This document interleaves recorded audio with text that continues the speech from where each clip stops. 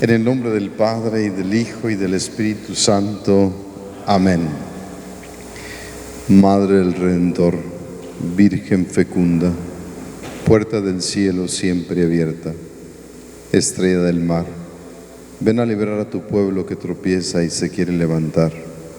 Ante la admiración de cielo y tierra engendraste tu santo Creador y permaneces siempre virgen. Recibe el saludo del ángel Gabriel y ten piedad de nosotros pecadores. Dios te salve María, llena eres de gracia, el Señor es contigo. Bendita eres entre todas las mujeres y bendito es el fruto de tu vientre Jesús. Santa María, Madre de Dios, ruega por nosotros los pecadores, ahora y en la hora de nuestra muerte. Amén. María siempre Virgen, en el nombre del Padre, y del Hijo, y del Espíritu Santo. Tomen asiento, por favor. Bien, hoy me parece que son más. Yo creo que el calor los asusta, ¿verdad? Ya como que el frío los anima. Bien, pues estamos nuevamente con nuestros temas, y hoy vamos a ver un tema que es muy propio de la comunidad apostólica de María siempre Virgen y por lo tanto muy propio de todo caballero. Todo caballero ha de saber explicar perfectamente, no bien, perfectamente el dogma de la perpetua virginidad de la Santísima Virgen María. Porque pues en el dogma de la perpetua virginidad de María se fundamenta la misión de la comunidad. Ahorita lo vamos a explicar brevemente. Pero es un gran milagro, es un regalo de Dios, el que de alguna manera Él haya querido, Él quiera, que en los tiempos modernos la reproyección de lo que Dios está haciendo con la humanidad parta precisamente de esta verdad revelada de la virginidad perpetua de la Santísima Virgen María. Entonces, sí es muy importante, y lo digo seriamente, sin bromas, hemos de saber, ustedes han de saber claramente explicar, no basta hablar de la perpetua virginidad de la Santísima Virgen María, hay que saber explicarla claramente. ¿Por qué? Porque de esta verdad se desprende todo lo que María siempre Virgen quiere comunicar al mundo en su mensaje hoy. Bien, entonces vamos pues a hablar precisamente de este dogma, que primero sería importante, aunque ya lo mencionamos en algunas catequesis anteriores, en algunas de las catequesis que tuvimos, vamos recordando que es un dogma, o vamos dejando en claro que es un dogma. Entonces, en la Iglesia, claro que la definición de dogma varía, porque la palabra dogma se usa en distintos ámbitos. Nosotros vamos a dar brevemente una definición muy breve, porque hay todo un tratado sobre el dogma muy interesante que los teólogos en la Iglesia hicieron en los últimos años, muy interesante de estudiar. Lo encuentran en la página del Vaticano, que lógicamente pues requiere tiempo para explicar. Aquí lo que queremos es sobre todo dar una síntesis que nos permita introducirnos al misterio del dogma de la perpetua virginidad. Entonces, si queremos dar una breve, sintética definición de lo que es un dogma en la Iglesia, en la fe, yo creo que podemos hablar de tres elementos esenciales. El primer elemento esencial de un dogma en la fe es que es una verdad revelada. Una verdad revelada por Dios, está claro. Es una verdad revelada por Dios. Segundo, que Esta verdad revelada por Dios es transmitida fielmente por la iglesia. Es transmitida tal y como Dios la revela, es transmitida por la iglesia. Y tercero y último, esta verdad revelada por Dios, transmitida por la iglesia, pues ha de ser asunta, ha de ser acogida, ha de ser asunta, abrazada, así tal y como la iglesia la enseña, sin espacio a ninguna otra interpretación más que la que dice la iglesia. Estas serían, así de manera muy pobre, los tres elementos que definen el dogma en la fe, el dogma cristiano. Vamos tratando de explicar brevemente cada uno de ellos. Primero, en alguna catequesis hablamos de cómo Dios se revela. Es decir, acuérdense, cuando hablamos del itinerario de nuestra fe, Dios, Él se revela. Es decir, ¿qué quiere decir que Dios se revela? Recordemos, cuando hablamos de que Dios se revela, es que Dios se da a conocer. No estamos diciendo de que Dios se puso caprichudo. Cuando decimos que Dios se revela, no queremos decir que Dios se puso caprichudo, se enojó. No, eso no. Cuando en los conceptos de la doctrina cristiana, cuando hablamos de que Dios se revela, quiere decir que Dios se muestra, Dios se da a conocer, se asoma y se deja ver. Esto es revelar. Revelar es en el sentido de que se deja descubrir, deja ver. Eso es la revelación. Ya lo habíamos visto en alguna de las catequesis anteriores. Por eso, al hablar del dogma, es importante saber que es una verdad de Dios que nos ha dejado ver, que nos ha puesto al descubierto. Es como si Dios tuviera algo bajo su manga escondido. Nosotros estamos aquí en la mesa y Él, en un momento determinado, Él saca lo que tiene bajo su brazo y nos deja verlo. Esto es la revelación. La revelación es aquello que Dios nos deja ver de Él mismo. Él nos lo muestra, es suyo y nos lo deja ver. Nos lo expone para que nosotros lo podamos ver. Entonces, un dogma es una verdad, es algo de Dios que nos deja ver, pero que sobre todo se lo deja ver a la iglesia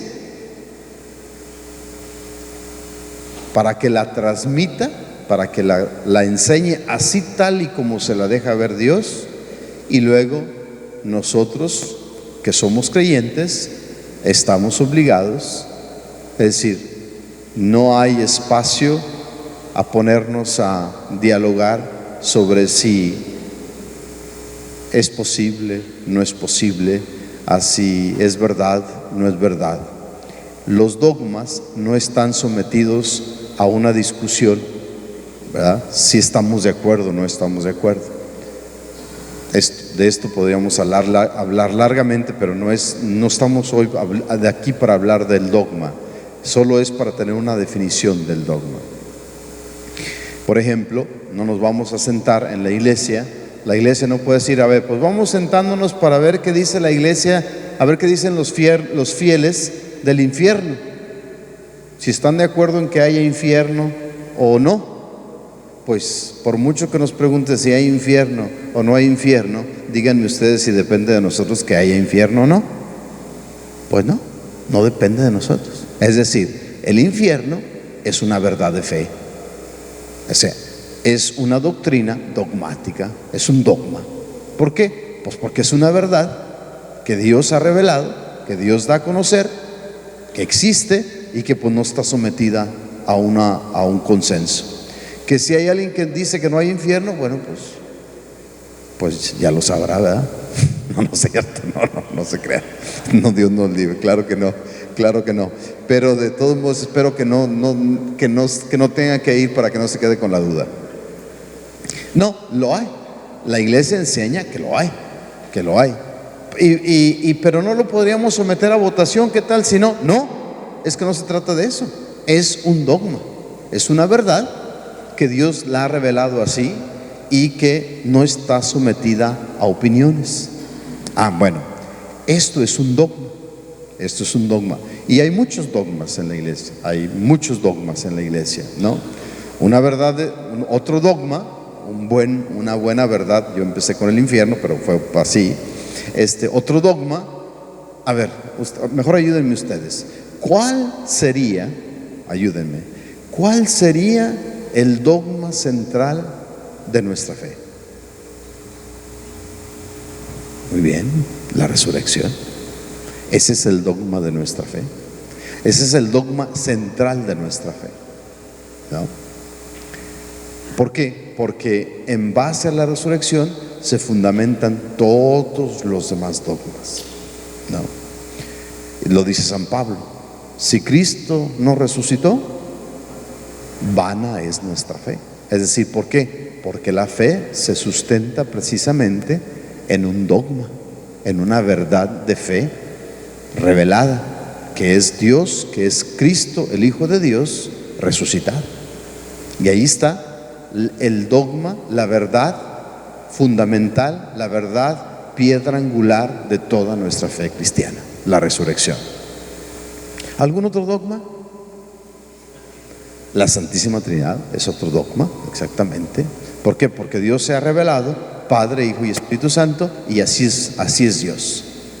Dios no es otro más que Padre, Hijo y Espíritu Santo en la fe. Pero ¿qué no sería? Porque muchos hablamos, ¿no? De que, porque se puede hablar de que Dios es Padre, es Madre. Bueno, se puede hablar en este sentido, se puede hablar, pero no es un dogma de fe creer en que Dios es Madre. El dogma dice que Dios es Padre, Hijo y Espíritu Santo. Es así como Él se ha dejado conocer. Es así como Él se ha revelado. Y claro, los dogmas normalmente tienen un fundamento en la Sagrada Escritura. Y de hecho, la Santísima Trinidad, Dios que es Padre, Hijo y Espíritu Santo, lo encontramos en la Santísima Trinidad. Un Dios como Madre no lo encontramos en la Sagrada Escritura, ¿verdad? Entonces, no está mal que digamos que Dios nos ama más que una madre, porque lo dice algún salmo, ¿no? Pero de eso a que Él diga que Él es Madre, que Él se revele como Madre, eso no lo dice. Por lo tanto, no es parte del dogma. Bien, entonces, concluyendo sobre el dogma, es pues una verdad de fe. Dios que da a conocer algo de sí, que la iglesia enseña tal y como Dios la revela, y por tanto, así como se enseña y así como Dios la revela, así se ha de asumir sin entrar en el mérito a discutir si es verdad, si no es verdad, ¿sí? ¿No? Bien. Otra característica quizás que podamos agregar del dogma es que tantas veces el dogma se aleja totalmente de la ciencia. Pues díganme ustedes, científicamente, ¿cómo se puede probar la resurrección? ¿Quién puede probar la resurrección? Pues nadie, ¿verdad? Nadie la puede probar. Y así tantas otras verdades de fe que no se pueden probar. Bien, como es el caso también del dogma de la perpetua virginidad de María. Bien, entonces, teniendo pues un concepto, una idea de lo que es el dogma, vamos entonces ahora a entrar en el mérito sobre el dogma de la perpetua virginidad de María. Bien, entonces comenzamos con esta frase: ella fue siempre virgen, y fue virgen antes, durante y después de dar a luz a Jesucristo.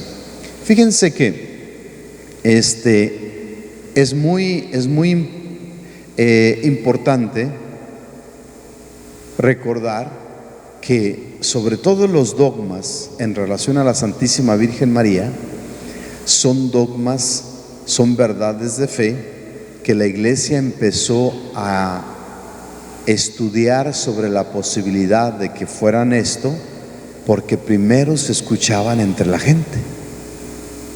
Fíjense qué curioso. Sobre todo los dogmas de la Santísima Virgen María eran verdades que la iglesia asume porque la gente lo platicaba. O sea, no fue el Papa, no fueron los obispos los que le dijeron a la gente: fíjense que la Santísima Virgen María es virgen antes en el parto y después del parto. No, sino que era la gente que decía, cuando hablaba de la Santísima Virgen María, primero se referían a ella siempre como la Virgen María. Y luego, o si no, decían la Virgen antes en el parto y después del parto. María, la Virgen antes del parto, en el parto y después del parto. Fíjense la precisión con la que la gente identificaba a la Santísima Virgen María.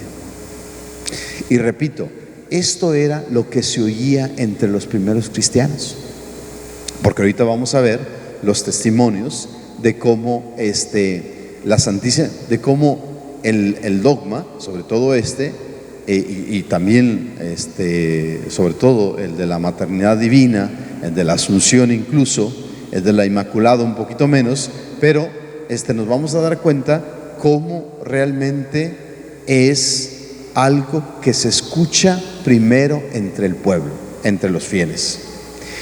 Inmediatamente, incluso antes de que la Virgen muriera, la tradición dice que ya entre los conocidos de los apóstoles se referían a María como la Virgen María. Es decir, no la llamaban María, la llamaban la Virgen María. Y fíjense, antes de la muerte de María. Y los primerísimos testimonios después de la asunción de María al cielo, aparece con que la gente no solamente cuando se refieren a ella la llaman la Virgen María, sino la llaman la Virgen antes, en el parto y después del parto. O sea, Virgen siempre. Y eso es muy importante saberlo por todo lo que vamos a decir después. Entonces, pues lógicamente, fíjense cómo Dios desde ya, porque desde ya los primeros cristianos entendieron, supieron interpretar lo que las Sagradas Escrituras decían, porque la perpetua virginidad tiene el fundamento bíblico, tiene su fundamento en la Biblia, tiene su fundamento en los profetas y luego se plenifica, se completa con lo que dicen los evangelistas. Ahorita lo vamos a ver. Pero lo que decía el Antiguo Testamento de la Virgen y de la virginidad, y lo que dice el Nuevo Testamento de la virginidad de María, no es otra cosa más que un discurso que se complementa. Pues eso que venía diciendo el Antiguo Testamento, que se complementa con el Nuevo, y luego la gente pronto entiende esto y la llaman la Virgen María. No hablan de María, no hablan de María, hablan de la Virgen María. Y pronto, 100 años después, no hablan de María o de la Virgen María, hablan de la Virgen antes del parto, en el parto y después del parto. Este nombre largo, fíjense, hasta parece, ¿cómo se llama? Incluso parece innecesario mencionar, invocar a alguien con un nombre tan largo. ¿Qué necesidad tenían los primeros cristianos de hablar todavía la Virgen María? Pues todavía un poquito, bueno, ¿verdad? Pero cada vez que mencionaban a la Virgen, decían la Virgen en el parto, antes del parto, en el parto y después del parto. Y es como para nosotros decir Juan, Pedro, Julián, Cristina, Ofelia. Para ellos, así como para nosotros es muy normal hablarnos por nuestro nombre, para ellos referirse a la madre de Jesús, su nombre era la Virgen antes del parto, en el parto y después. Tú estás hablando de la Virgen María antes del parto, en el parto y después del parto. Este era el nombre de María. Este era el nombre de la Virgen. Y cada vez que hablaban de ella, se referían a ella precisamente con estas palabras. Entonces, este es el nombre que fue adquiriendo fuerza. Y no es algo que sale quién sabe cuándo, 300, 500 años después. No. La gente que conoció a María empieza a hablar de María inmediatamente como la Virgen María. Bien, entonces, por todo esto que estoy diciendo, la Iglesia afirma la doctrina de la virginidad perpetua de María Santísima. Esto significa que ella fue siempre virgen, antes, durante y después de dar a luz a Jesús. Este es el gran milagro, ¿no? Porque miren, nosotros podríamos pensar, bueno, pero ¿qué importancia tiene? ¿Por qué es tan importante ver a María como virgen? Pues podríamos simplemente verla como la madre de Dios, como María, como la madre de Dios, como nuestro Salvador, como la madre de nuestro Salvador. ¿Por qué para los primeros cristianos y por qué desde siempre, por qué es tan importante? ¿Por qué es tan importante para ellos reconocer y aceptar que María no es simplemente María, que María es virgen? Y no solamente que es virgen, que María es virgen antes del parto, en el parto y después del parto. Y esto es precisamente lo que vamos a ir entendiendo. Bien, la Iglesia, guiada por el Espíritu Santo, se fundamenta en una correcta interpretación de la revelación, tomando en cuenta la Biblia y la tradición apostólica. Fíjense, aquí están las tres palabras que hemos usado, bueno, solamente una no, las tres palabras que hemos usado prácticamente para definir el dogma. Un dogma, entonces, por lo tanto, es algo que la Iglesia enseña, que se fundamenta en una revelación, tomando como fundamento la Biblia y luego otra cosa que es la tradición apostólica. Ustedes seguramente no se acuerdan, pero cuando hablamos de la tradición, hablamos también de la tradición apostólica. Y cuando hablamos de la tradición apostólica dijimos que se trataba de aquellas cosas que los apóstoles directamente vieron en Jesús y personalmente las transmitieron, las fueron enseñando. Cuando hablamos de tradición apostólica, hablamos de aquellas cosas que personalmente los apóstoles que anduvieron con Jesús enseñaban. ¿Se acuerdan? Jesús los mandó a predicar: vayan y bauticen en el nombre del Padre y del Hijo y enseñen a todas las gentes, bautícenlas en el nombre del Padre, el Hijo, Y entonces, entre las cosas que enseñaban los apóstoles, fíjense, entre las cosas que enseñaban los apóstoles, enseñaban que María era virgen. Y que María era virgen antes del parto, en el parto y después del parto. Aquí también volvemos a hacer la pregunta, y qué curioso, se vuelve importante, se vuelve casi indispensable enseñar esto de la virginidad de María. ¿Por qué? ¿Qué fin tiene? ¿Cuál es el plan de Dios? ¿Cuál es el proyecto de Dios que quiere que junto a las verdades de su Hijo se enseñen también las verdades de su madre? Y que la verdad de su madre no basta solo saber que es su madre, sino que ella es virgen. Porque esto es un caballito de batalla con, bueno, pues pobres de los protestantes, ¿no? Hay unos más tontos que otros. Porque pues esto de decir que María no es virgen, esto realmente es más que claro. O sea, está más que probado. Los elementos de la Escritura son muy claros al hablar de María como virgen. No hay espacio a la duda.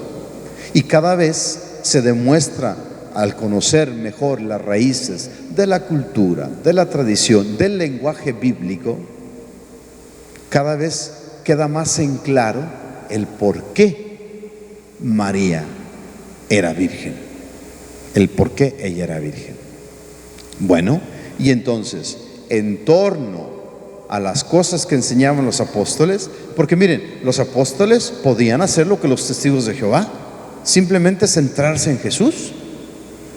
Ellos podían decir, bueno, pues ¿qué necesidad tenemos de enseñar las cosas de la madre de Jesús? Ah, sí, pues ella fue la mamá. Pero miren, Jesús era, sí, y la mamá, ¿verdad? Y sí, pero miren, Jesús tiene y la mamá, ¿verdad? No. Para los apóstoles es tan importante enseñar las verdades dogmáticas, las verdades de fe del Hijo, como es tan importante enseñar las verdades de fe de la Madre. Entonces, los primeros en dar las enseñanzas de esta verdad son precisamente los apóstoles. Los fundadores del protestantismo, Martín Lutero, Juan Calvino, Ulrich Zwingli, o como se pronuncie, reconocían la virginidad perpetua de María como enseñanza bíblica, tal como lo han reconocido siempre la Iglesia Católica. Sí, porque es importante aclarar que no es el protestantismo de Lutero el que niega la virginidad de María, Realmente quien viene a negar la virginidad de María son las sectas protestantes del siglo XIX y XX, ¿no?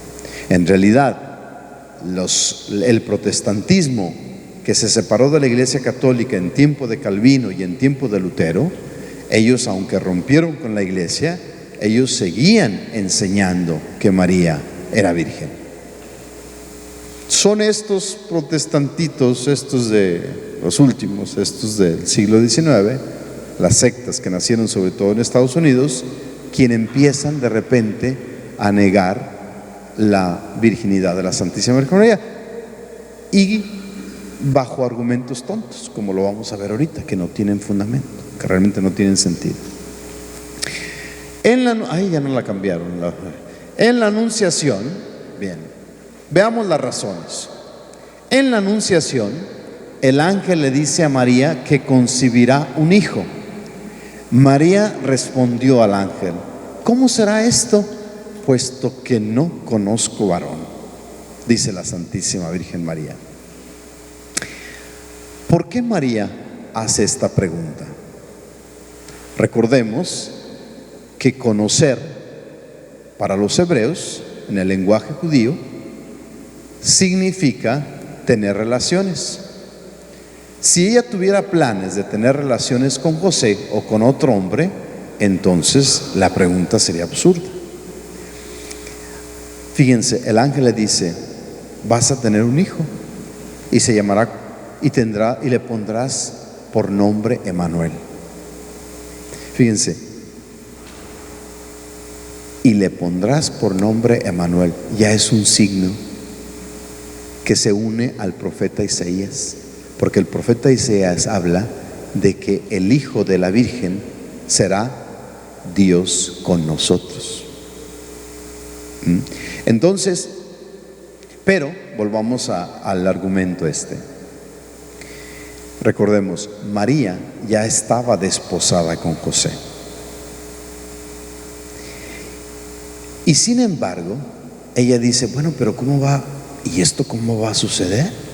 Porque yo no conozco varón.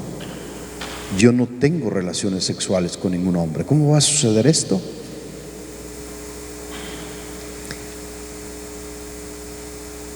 Y lo más claro es que María nunca las tuvo con José. ¿Por qué? Porque ella pudo haber pensado, bueno, pues tiene lógica esto, ¿verdad? Tiene lógica. ¿Por qué? Pues porque yo ya estoy comprometida, apenas me caso, pues lógicamente mi esposo y yo tendremos intimidad, como es normal en un matrimonio, y entonces de allí va a salir el muchacho del que me está hablando el ángel este. Sin embargo, no. La Santísima Virgen dice, bueno, pero ¿cómo va a suceder esto? Yo no conozco varón. Es decir, ¿cómo va a pasar esto si yo no tengo relaciones con nadie? ¿Esto cómo va a pasar si yo no mantengo relaciones con nadie? Y esta habla de una cuestión permanente, es decir, de una situación que no se ha dado y que no se va a dar. Entonces, la Santísima Virgen está diciendo esto porque con toda certeza, María, aunque ya estaba comprometida con José, y José, que ya había aceptado tomarla como esposa, muy probablemente, con toda seguridad, ellos de todos modos ellos habían tomado la decisión de mantenerse célibes, de no tener relaciones sexuales. Y esto tiene su razón de ser. ¿Por qué? Porque en ese tiempo y en todos los tiempos, ¿se acuerdan? Quien escuchó la plática que tuvimos para el octavo día. ¿Quién escuchó la plática del día octavo? Bueno, cuando hablamos del día octavo, hablamos había un sector en el tiempo, sobre todo en los tiempos de los reyes, de los famosos nazarenos que hacían voto de castidad. Es decir, donde había hombres y mujeres que aunque se casaban y se juntaban, de todos modos se comprometían a vivir castamente, a hacer un voto de celibato. Y esto nunca se perdió. Esto tiene se dio siempre en el tiempo. Bueno, en tiempos que nace Jesús, esto es muy marcado. De hecho, si ustedes se fijan, se da mucho el ir a dedicar la vida a Dios no casándose. Eso se da mucho en tiempos de Jesús. De hecho, si ustedes se fijan, el mismo Jesús no se casó. Y más aún, Juan el Bautista tampoco se casó. Y en tiempos de Jesús estaba el grupo de los famosos esenios. Este grupo era un grupo muy fuerte en tiempos de Jesús, que promovían mucho, cultivaban mucho, alejarse de las ciudades, irse a vivir al desierto, no casarse y dedicarse al estudio de las Escrituras, a la oración y dedicarse a escrutar las Escrituras. Todos eran hombres que se retiraban al desierto y eran grandes grupos. Es lo que se llama la famosa comunidad qumránica, la famosa comunidad de Qumrán, ¿no? todavía en los años 60 hubo un descubrimiento allí en esa zona donde ellos se reunían a estudiar las Sagradas Escrituras. ¿Qué fue lo que pasó allí?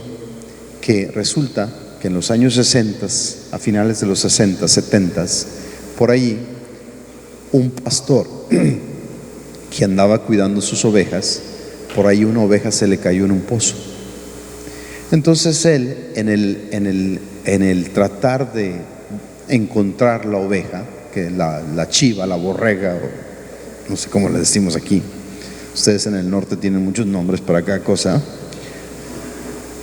y al final terminan con el oye, bueno, está bien pues. Entonces esas cosas no salen allá, ¿verdad? Allá en el tema. Bueno, entonces este pastor, cuando quiso entrar a buscar a la oveja que se le había perdido, cayó hasta donde estaba la oveja. ¿Y cuál fue su sorpresa? Que precisamente ahí donde había caído la oveja era una especie de cueva donde encontró varias jarras de barro. ¿Qué creen ustedes que eran? ¿Qué creen ustedes que tenían esas ollas de barro? Escritos. No van a pensar que eran dólares porque no existían todavía. Eran escritos. ¿Y saben de quién eran esos escritos? De los profetas. Que estos hombres de la comunidad qumránica se dedicaban a escribir en pergaminos los libros de los profetas. Los libros de los profetas que luego mandaban a las comunidades, pero que mientras las pedían eran como la editorial, y mientras las pedían las guardaban, no tenían tubos entonces las guardaban en esas jarras. De repente desaparece la comunidad qumránica y siglos después, porque fíjense, 100 años, al menos 100 años antes de Cristo, la comunidad qumránica desaparece seguramente. La comunidad qumránica desaparece antes de la destrucción de Jerusalén. La destrucción de Jerusalén que fue en el 73 con la invasión del general Tito. Entonces muy probablemente es cuando desaparece la comunidad qumránica. Pues del 73 al 1969, imagínense cuántos años pasaron. Pues ahí se encontraron, después de todos esos años, esos escritos, esos pergaminos. Esos pergaminos los hacían aquellos hombres que renunciaban al matrimonio para irse al desierto a estudiar las escrituras y a escribir los libros de los profetas. Otro ejemplo y esto lo dice la tradición, es que la Santísima Virgen María, recordemos, en la clase pasada dijimos que la Santísima Virgen María, ella queda huérfana. La tradición dice que ella entre los 7 y 8 años, entre los 7 y 8 años, la Santísima Virgen María queda huérfana. Entonces, pierde su padre, tenía que buscar una figura paterna, porque una niña en Jerusalén no podía estar solo educada por la madre, tenía que tener una figura paterna.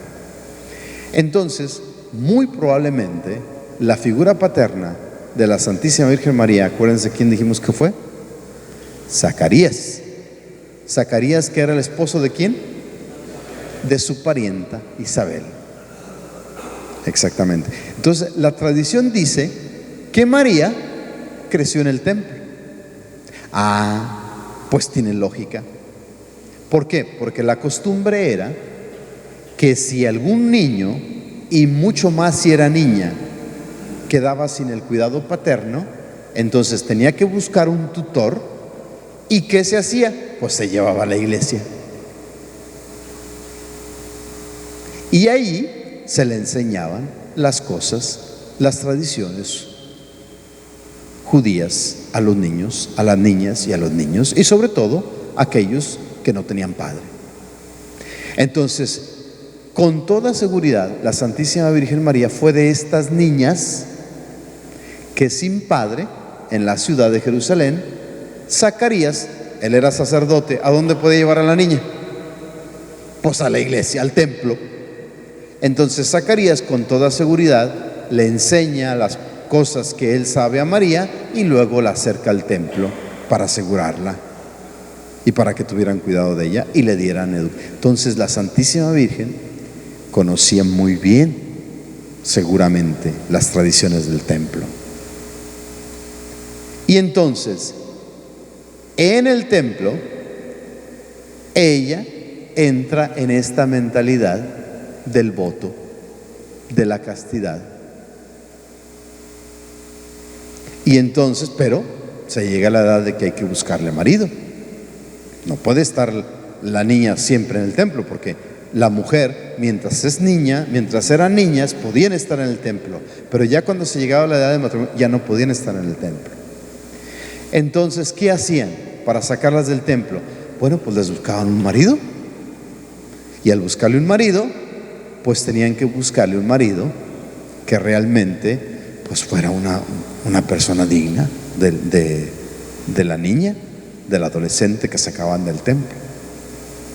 La tradición dice que el sacerdote del templo que se encargaba de buscar el marido a las niñas, cuando le estuvo buscando los candidatos a la Santísima Virgen María, fíjense qué bonita tradición, cuando estuvieron buscando los candidatos para desposar a María, a la Virgen María, pues que ya ves que usaban el bastón, ¿no? San José, el cayado, ¿no?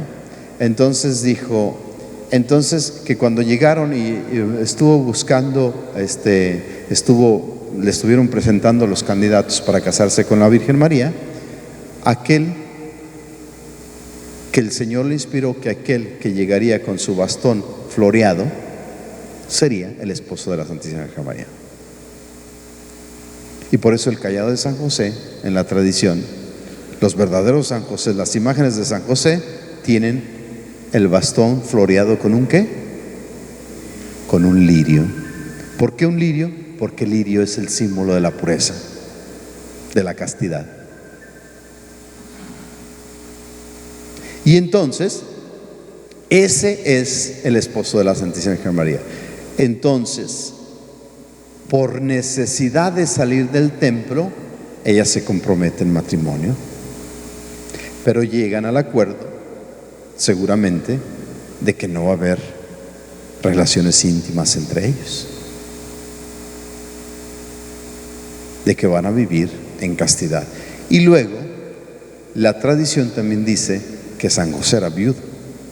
Entonces, muy probablemente San José ya venía de otro matrimonio, de un matrimonio. Y muy probablemente San José tenía hijos ya con la que fue su mujer. Entonces, él viene solo a presentarse como el esposo, como aquel que sacaría a la niña, al adolescente del templo, porque ya no puede estar allí, pero al mismo tiempo se compromete con ella a la castidad que mutuamente quieren guardar. Esta es, con toda probabilidad, el contexto histórico en el que se fue desarrollando estos fueron los elementos de los que Dios se fue sirviendo para que ella permaneciera virgen.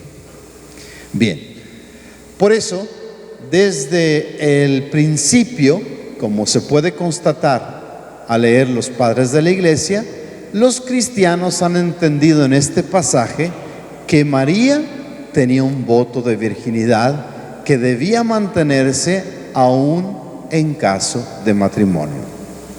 Sabemos que algunos judíos hacían este voto, por ejemplo, los esenios, de los que ya hablamos. Además, había mujeres consagradas vírgenes para el servicio del templo.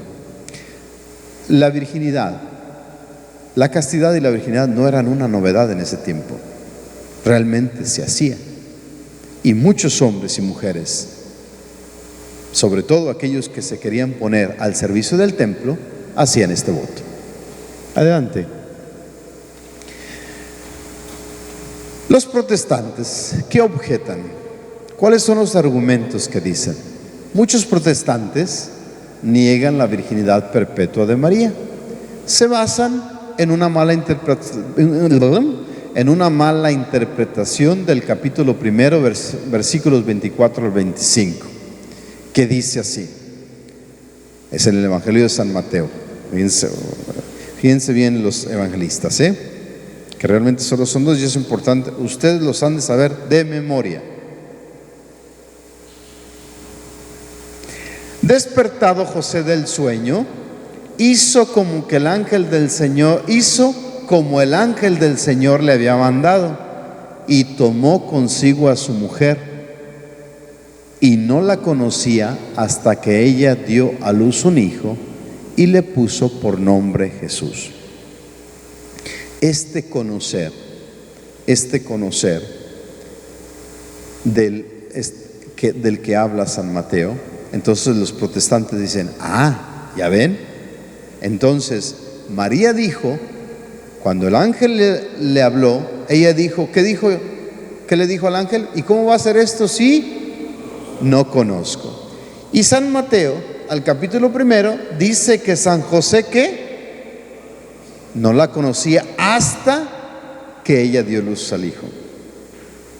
Entonces dicen, eso quiere decir que después de que María dio luz a Jesús, entonces conoció a María. Es decir, entonces ya tuvieron relaciones sexuales. Cosa que es una interpretación realmente equivocada. Adelante. Los protestantes alegan que este pasaje da dos razones para afirmar que María no fue siempre virgen. La palabra hasta. La Biblia dice que José no conocía a María, es decir, no tuvo relaciones con ella hasta que ella dio a luz. Según los protestantes, el uso de la palabra hasta implica que José y María tuvieran relaciones después de ella dar a luz. Pero esta es una interpretación errada del lenguaje bíblico. Hay muchos pasajes de la Biblia en que la palabra hasta no indica un cambio posterior de estado. Por ejemplo, en la primera de Corintios 15:25 dice, porque debe él, cuando habla de Jesús, en la primera de Corintios, está hablando San Pablo, dice, porque debe él reinar hasta que ponga a todos sus enemigos bajo sus pies. Obviamente, Cristo no dejará de reinar después de vencer a sus enemigos. Más bien será entonces cuando su reino se haga evidente a todos. Entonces, hay que aclarar esto, El concepto hasta no significa que después de ese hasta cambió la situación y no era como antes. No. Ese hasta tantas veces en la Biblia es para perfeccionar y reafirmar una actitud que ya se venía dando. Como en este caso, Cristo reinará hasta, dice la carta de los Corintios, porque Él reina hasta que ponga a todos sus enemigos bajo sus pies. Eso no quiere decir que Jesús no reine antes. Jesús reina, pero reina aún más, reina totalmente, sobre todo y después de que sus enemigos los somete bajo sus pies. Es el mismo caso. San Mateo no está diciendo que después del parto ya María tuvo relaciones con José, no, sino que con toda seguridad está hablando de que esa virginidad incluso se perfecciona, se patentiza de una manera más clara todavía después del nacimiento de Jesús. Obviamente, Cristo no dejará de reinar después de vencer a sus enemigos. Más bien será entonces cuando su reino se haga evidente a todos. La Biblia dice que Cristo reinará por siempre.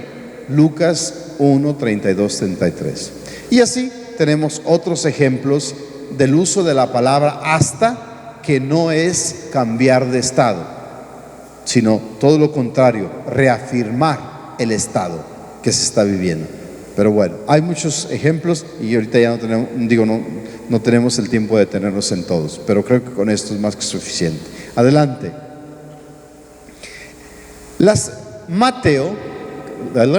Mateo quiso especificar que el parto de Jesús fue virginal. No especificó lo que ocurrió después, pero al igual que en 1 Corintios 15, 25, se entiende que el reinado de Jesús continúa después de poner sus enemigos bajo sus pies. Bueno, pues también en Mateo podemos deducir que María, habiendo dado a luz al Verbo virginalmente por obra del Espíritu Santo, se mantuviera siempre virgen, según su propósito expresado en el Evangelio de San Lucas. Esta es la fe de la Iglesia de los primeros siglos, atestiguada por los padres, como veremos más adelante. Adelante, por favor. Los protestantes deducen que si Jesús fue el primer nacido, entonces, porque dicen, la Biblia seguido habla del primogénito, del primero. Entonces dicen los protestantes, cuando la Biblia dice que Jesús fue el primero, entonces cuando nosotros hablamos de que alguien fue el primero, ¿qué se nos viene a la cabeza pensar? Pues que hay otros después del primero. En el lenguaje bíblico no es así. En el lenguaje bíblico no es así. ¿Por qué? En otros hermanos, entonces otros hermanos vendrían después. Esto es un error. El primer nacido era un título de privilegio y por eso se hablaba en la cultura judía del primer nacido, aunque no tuviera hermanos. Es decir, en la cultura judía, el primogénito, cuando hablan del primero, es de una forma privilegiada de hablar del único, de solo este. Este es el privilegiado, este es el único y no hay otro. No significa que vienen otros después de él. Una vez más, vemos el error de traducir e interpretar sin conocer el lenguaje, la cultura y el contexto de aquellos tiempos. Ejemplo, David, fíjense, el rey David es llamado el primer nacido, pero David tenía muchos hermanos. Y a él se le llama el primero. El primero por la elección que Dios tiene en él. Jesús es llamado el primer nacido de toda la creación. San Pablo lo llama el primer nacido, es decir, aquel que viene a darle a la creación el nacimiento según Dios. Aunque muchos nacieron en la carne antes que él, San Pablo quiere indicar con esa expresión la primacía de Jesús. Según la ley del Antiguo Testamento, los varones primeros en nacer debían ser redimidos 40 días después del nacimiento.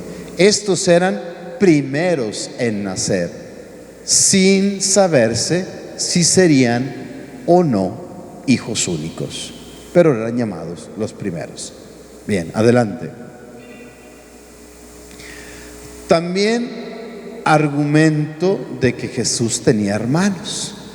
Entonces, si él, dicen los protestantes, si él es el primogénito, quiere decir que después vienen hermanos.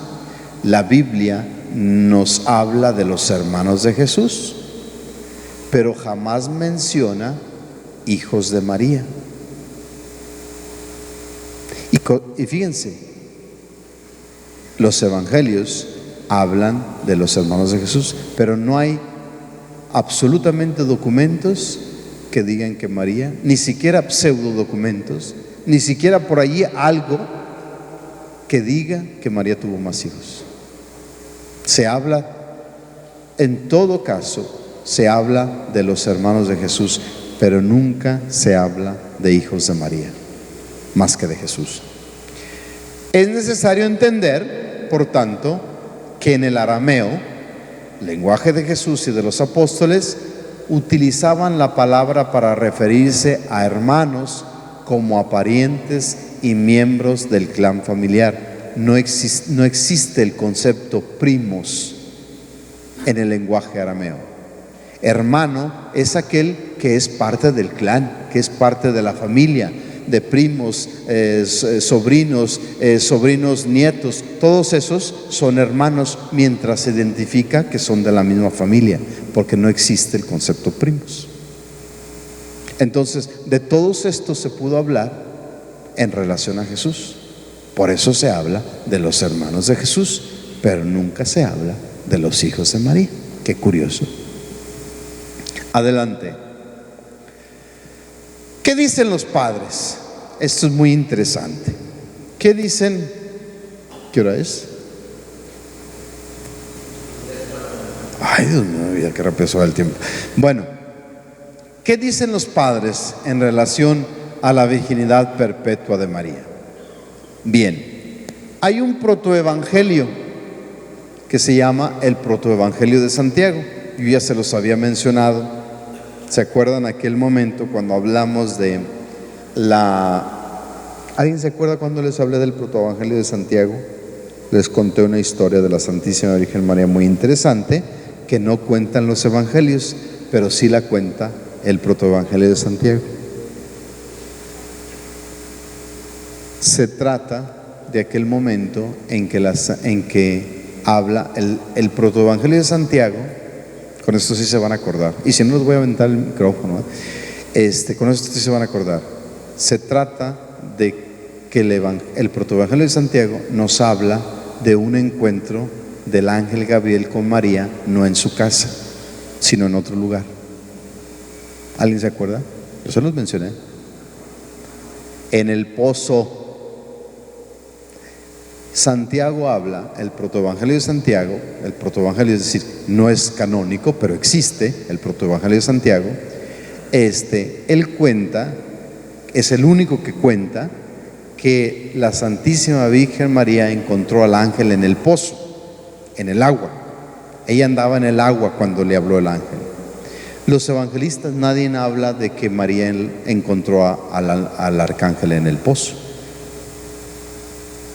Es más, ellos ni siquiera dicen dónde. En cambio, Santiago, él sí dice que ella andaba en el agua.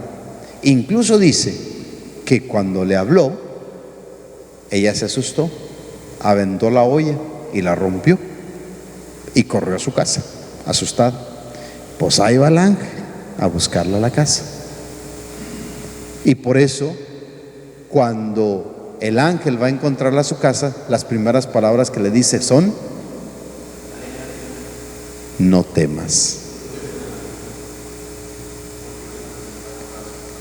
Es decir, porque para algunos dicen que el ángel ahora se acerca tratando de no asustarla, como la había asustado en el pozo.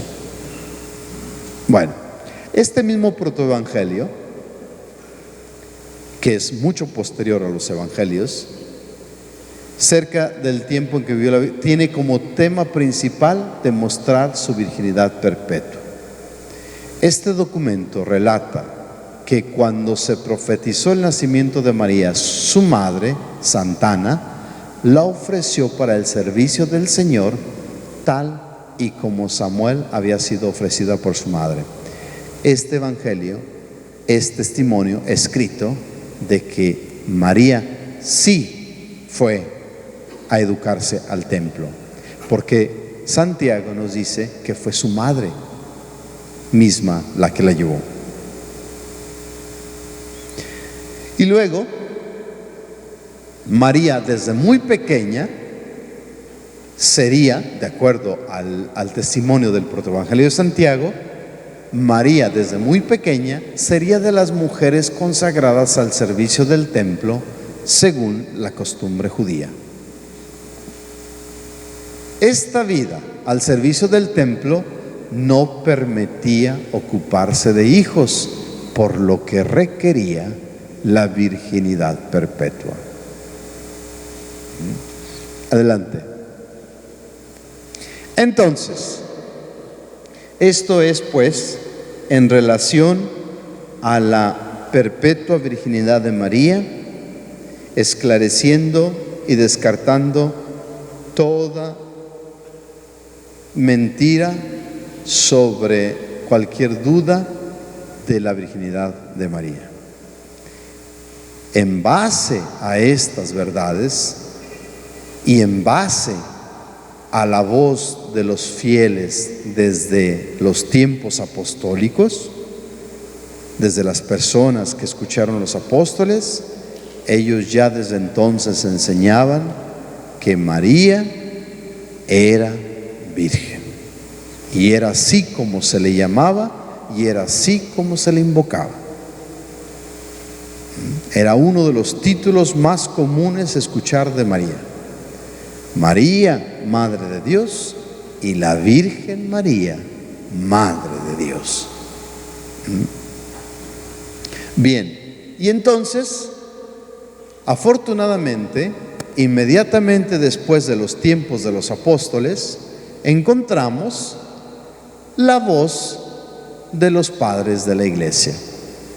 Y Orígenes, que prácticamente a finales del 200, a mediados de 248,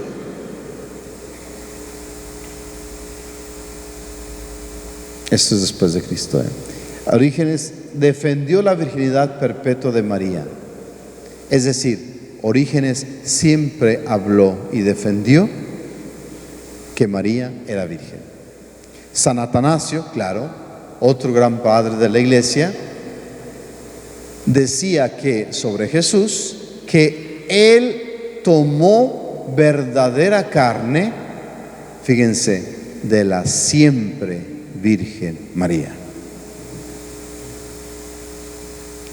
Estamos en el 360. Otro padre de la iglesia que defiende la virginidad de María diciendo que el Verbo de Dios realmente se hizo carne en la siempre Virgen María. Y luego viene Epifanio de Salamis, que dice: Cristo nació perfectamente de la Santa siempre Virgen María por el Espíritu Santo. Cristo, por el poder de Dios, por obra del Espíritu Santo, nació perfectamente de la Santa siempre Virgen María.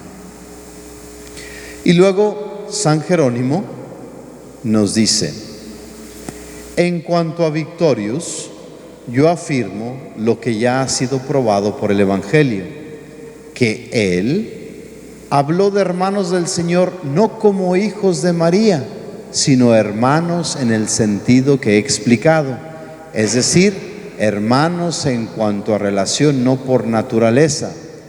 San Jerónimo entonces apoya su posición haciendo referencia a numerosos padres, afirmando que ellos mantienen la misma posición a favor de la virginidad perpetua de María. Ignacio, Policarpo, Irineo, Justino y otros, todos ellos afirmando y sosteniendo que el Verbo de Dios se hizo hombre o se hizo carne en el vientre de María, siempre virgen. Adelante. San Ambrosio, ¿qué dice San Ambrosio? San Ambrosio 388, la Virgen, fíjense, la Virgen no buscó la consolación de poder tener otro hijo. Y tenemos después el testimonio del Papa.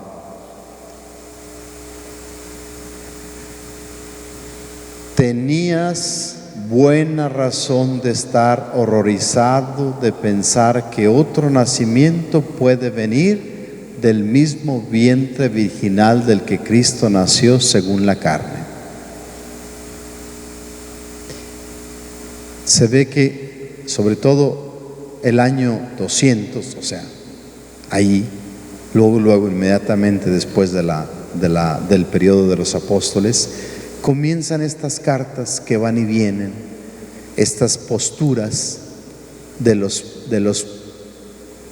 padres de la iglesia que se escriben y que defienden entre ellos contra quienes quieren afirmar algo contrario.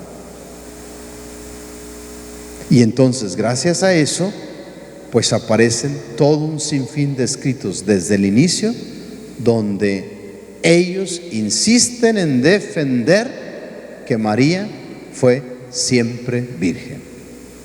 Y luego viene el testimonio de San Agustín. San Agustín que dice: al nacer de una virgen que escogió permanecer virgen aún antes de saber quién iba a nacer de ella, Cristo quiso aprobar la virginidad en vez de imponerla. Y quiso que la virginidad fuera escogida libremente, aún en aquella mujer en la que Él tomó para sí la forma de esclavo. María, Virgen perpetua. ¿Por qué te extrañas de esto, oh hombre? Dice San Agustín.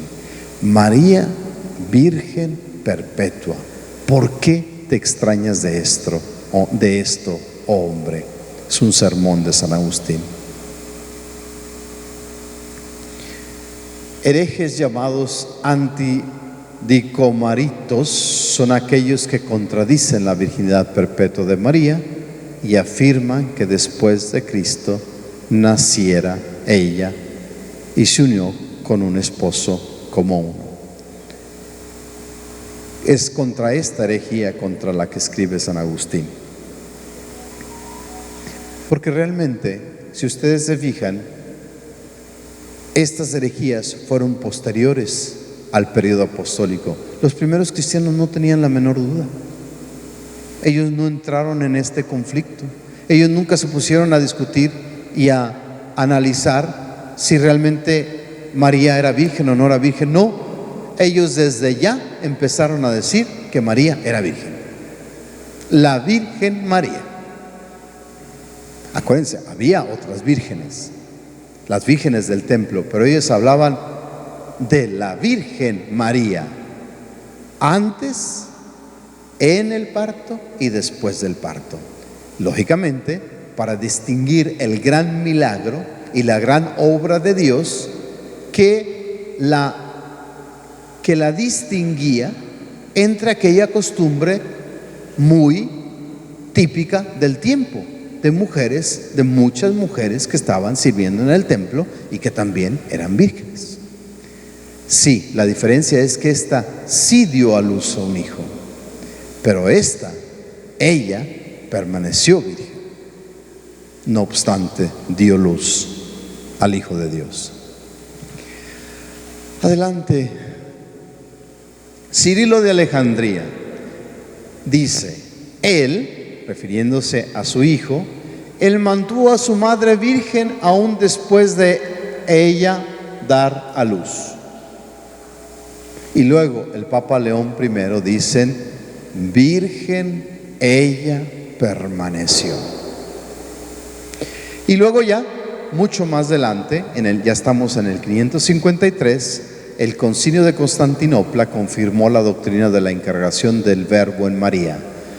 Madre de Dios, María, Madre de Dios y siempre virgen. Adelante. Entonces, aquí conviene que ahora nosotros, después de todo lo que hemos dicho, conviene que nosotros aterricemos en las conclusiones que María siempre virgen quiere que asumamos hoy. Ahora la respuesta a la siguiente pregunta. Entonces, ¿por qué en toda la iglesia, por qué en toda la historia del cristianismo se quiere, se defiende, se propaga y se enseña que María es la Madre de Dios que dio a luz al Hijo de Dios y permaneció siempre virgen? Esto es, primero, lo primero que tenemos que entender de esto es por qué Dios quiere que en el milagro de la encarnación, en el milagro de la concepción, en el milagro de la vida del Verbo que se comienza a hacer vida en María, este ya es el primer milagro.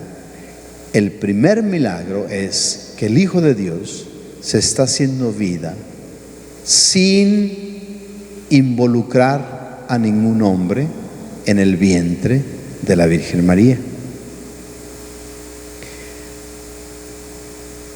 Dios ha querido que esa misma Virgen, que esa misma mujer que concibe a un hijo sin intervención de varón, de hombre, Él agrega un segundo milagro a este elemento, que esta mujer no solo está concibiendo sin concurso de varón, sino que es virgen, como así lo habían anunciado los profetas.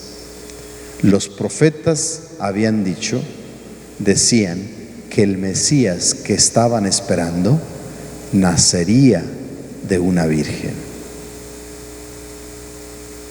Si nosotros queremos entender estas palabras literalmente, los profetas, decimos, pues qué profetas tan locos, ¿verdad? Como lo primero que se me viene a la mente cuando a mí me dicen que alguien nació de una virgen, digo, no, pues ya no es virgen, porque ya dio a luz un hijo. Y sin embargo, los profetas que hablan de la venida del Mesías, ellos subrayan que este Mesías, este Hijo de Dios esperado, ellos no dicen que van a ser de mujer, dicen que van a ser de una virgen. Entonces, a la voluntad de Dios se agrega el deseo, su deseo de que se cumpla lo que ya habían anunciado y lo que Él preparó desde antiguo, porque esos fueron muchos siglos antes de Cristo. 800, 600, 500 años después de Cristo, ya se había dicho que aquel elegido por Dios, aquel Dios con nosotros, iban a ser de una virgen. Entonces, esa virgen es con la que habla el arcángel. El Señor está contigo, bendita tú entre las mujeres y bendito el fruto de tu vientre. Todo este discurso se antepone lo que el evangelista dice: el ángel de Dios fue enviado a una virgen, y su nombre era María. Pudo haber dicho, fue enviado a una jovencita, fue enviado a una doncella, fue enviado a una muchacha de Nazaret. No, fue enviado a una virgen. Entonces, sin duda, lo que María siempre virgen, en la voluntad de María siempre virgen está el deseo de que esto no quede en el olvido. Pero no solamente como no solamente como el acontecimiento de Dios, como las pruebas estos elementos son las pruebas de que Dios actúa en la historia. Todo lo que hemos dicho hasta ahorita son las pruebas de lo que Dios ha dicho en cómo se iba a venir dando la historia para la llegada del Mesías. Pero lo más hermoso de todo esto es lo que Dios quiere hacer con todo lo que vino preparando. Es decir, en sí, María siempre virgen no es otra cosa. Lo que Dios hizo en María siempre virgen no es otra cosa más que lo que Dios quiere hacer con la nueva creación, con todos nosotros. María siempre virgen es el modelo de pureza. María siempre virgen es el modelo de virginidad. María siempre virgen es el modelo de limpieza. Es decir, no es solamente María siempre virgen la que será pura y limpia. Dios nos llama a ser parte de esta pureza y de esta virginidad de María. Pero ¿cómo, Padre? Pues si nosotros con Él... Es que esto es precisamente lo que Dios quiere que contemplemos. Ustedes contemplen aquella que es virgen desde siempre, y ella, como ejemplo de virtud, de pureza y de virginidad, es ella la que les va a ir indicando el camino de la auténtica purificación, de la auténtica limpieza, de la auténtica virginidad del cuerpo y del alma, para llegar apropiadamente, revestidos apropiadamente, transformados debidamente, antes de presentarnos ante el trono de nuestro Redentor, el Señor. Entonces, lógicamente, María siempre virgen lo que quiere es que nosotros retomemos siempre, difundamos siempre, prediquemos siempre que ella es el modelo de pureza que hay que imitar en nuestro camino hacia la plenitud de la pureza y de la virginidad que hemos de alcanzar por su intercesión antes de llegar a aquel que es Dios uno y trino y nuestro Redentor. ¿Y esto por qué? Porque solo en la medida en que imitemos a la Santísima Virgen María es en la medida en que nos preservamos de la condenación o del purgatorio. Porque ¿qué es el purgatorio en sí? ¿Qué es el purgatorio? El purgatorio es aquello que se ha de purificar, que no purificamos ahorita en esta vida, que hemos de purificar, porque no vamos a llegar a ver a Dios antes de ser puros. ¿Puros como quién? Puros como aquella que quiere que la imitemos ya en su pureza, que es María siempre virgen. Y así evitarnos la experiencia del purgatorio antes de llegar al Redentor.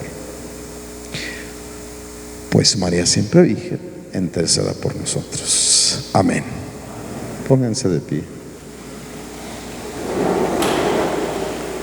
Dulce Madre, no te alejes, tu vista de mí no apartes.